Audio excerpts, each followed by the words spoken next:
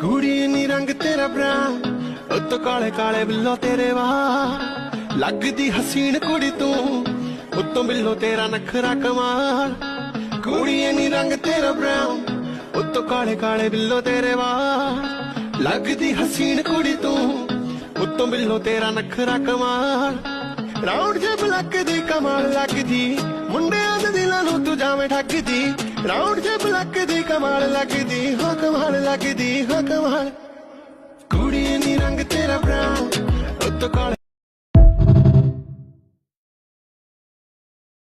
আমি জোর করতে পারি না, অধিকার দেখাতে পারি না।